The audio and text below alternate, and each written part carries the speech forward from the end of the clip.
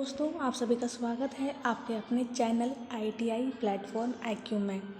जैसे कि हम लोग ये भारत स्किल के क्वेश्चंस को कर रहे हैं, तो आइए उसी क्लास को स्टार्ट करते हैं और आगे बढ़ाते हैं।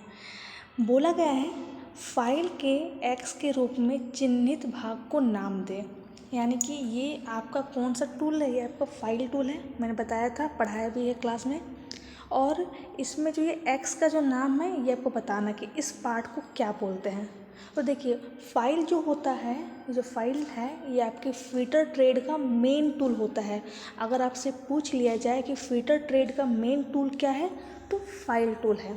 ठीक है, इसके द्वारा क्या होता है, तो मैंने कहा था कि फाइल के द्वारा हम क्या करते हैं, मेटल काटते हैं।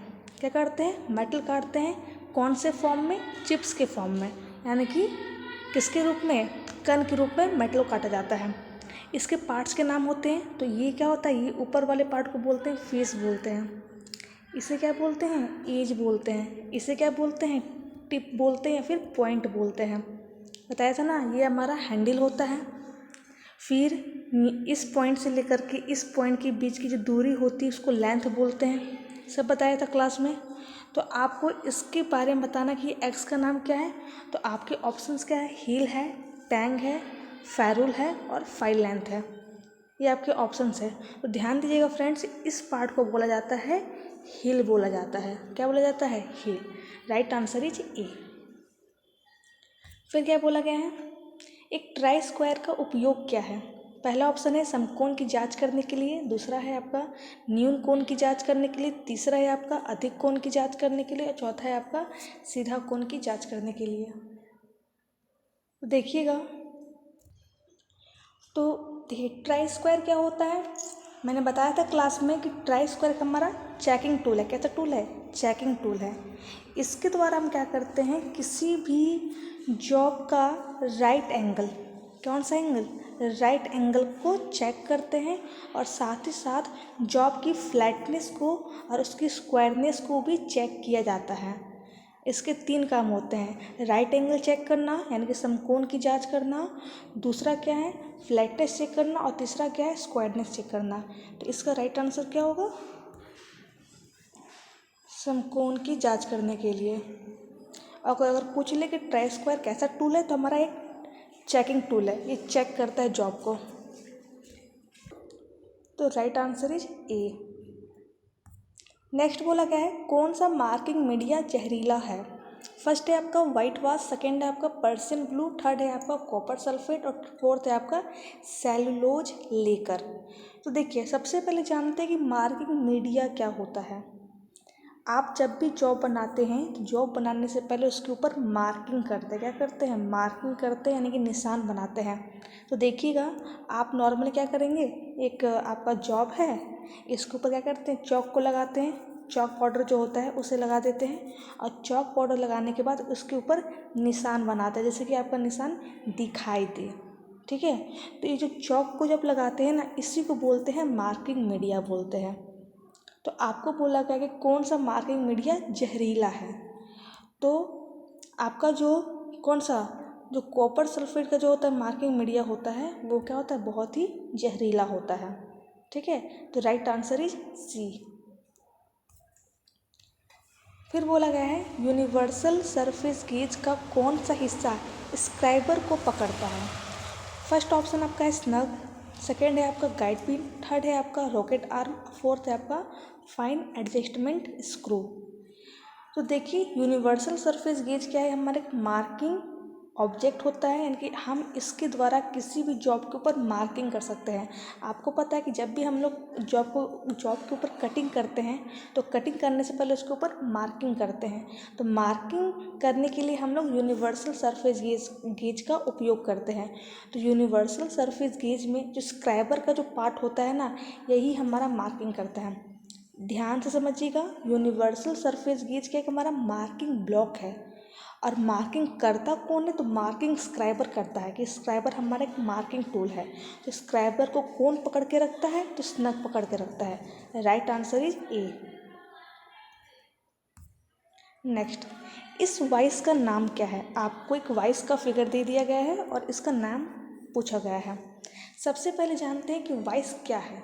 तो देखिए, जब भी हम लोग जॉब के ऊपर कटिंग करते हैं, फाइलिंग करते हैं, कोई ऑपरेशन करते हैं, तो उसको किसी भी डिवाइस के द्वारा पकड़ा जाता है, किसी भी युक्ति के द्वारा पकड़ा जाता है, होल्ड किया जाता है।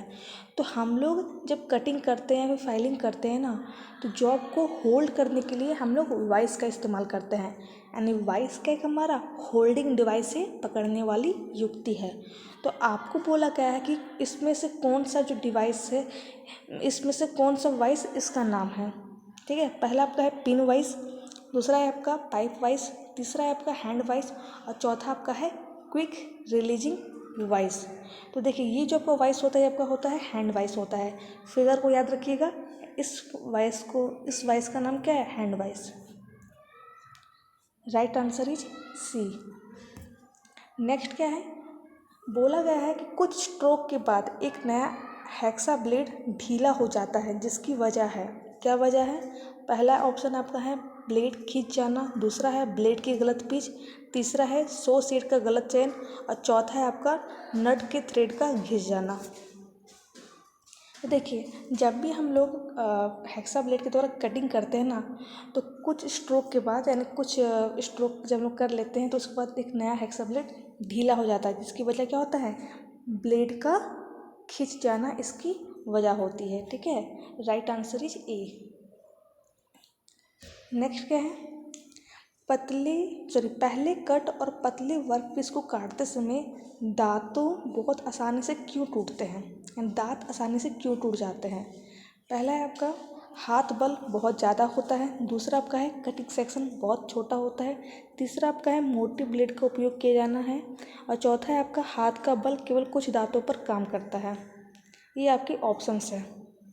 तो देखिए, जब हम लोग पहले कट करते हैं, पतले वर्कपीस पर काटते समय दांत क्यों टूट जाते हैं, इसका क्या होता है ना कि हम जब कटिंग करते हैं तो हाथ का जो बल है, क्या है, हाथ का जो बल है वो केवल कुछ दांतों पर ही काम करता है।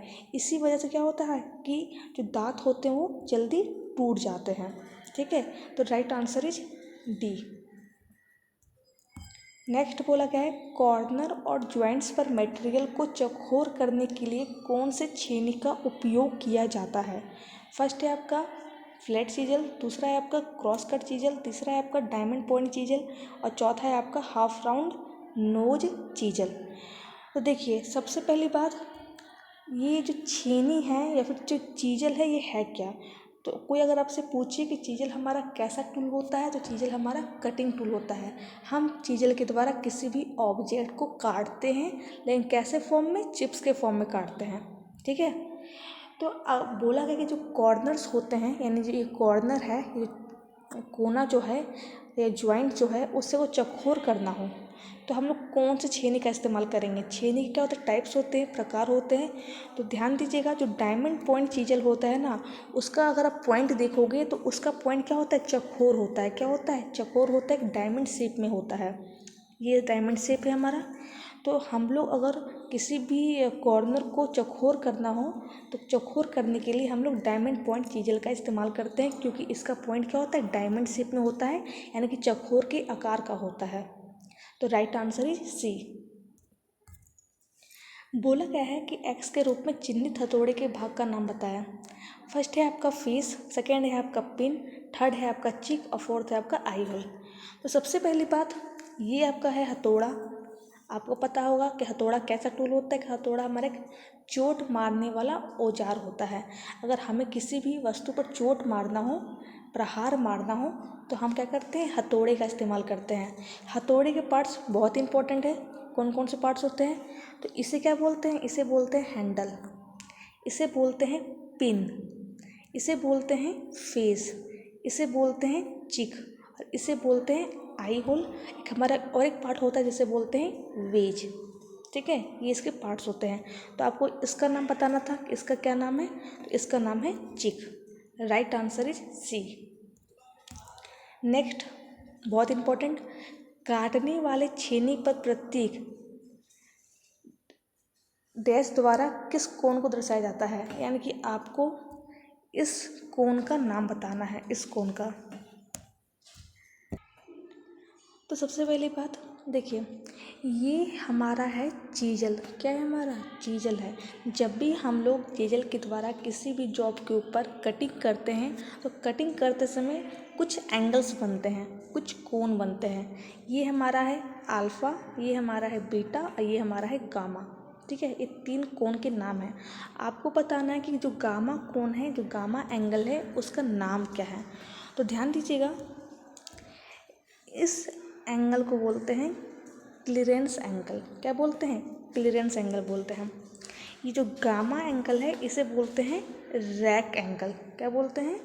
Rack angle. ठीक है, तो आपसे पूछा गया था गामा के बारे में कि गामा का नाम क्या है, तो इसका नाम है रैक एंगल। ठीक है, ये एंगल के नाम आपको याद रखने पड़ेंगे, ये आपके लिए बहुत इंपॉर्टेंट है। तो फ्रेंड्स, आज यहाँ तक रखते हैं। अगले क्लास में और भी जो क्वेश्चंस है उसे सॉल्व करेंगे। अगर आपको इन क्वेश्चंस में कोई दिक्कत आई हो, समझने में प्रॉब्लम आई हो, तो आप मेरे इस वीडियो के कमेंट बॉक्स में कमेंट कीजिएगा। अगर आपको आज का वीडियो अच्छा लगा हो तो वीडियो को लाइक करना, अगर नए हो तो चैनल को सब्सक्राइब जरूर करना फ्रेंड्स। Thank you.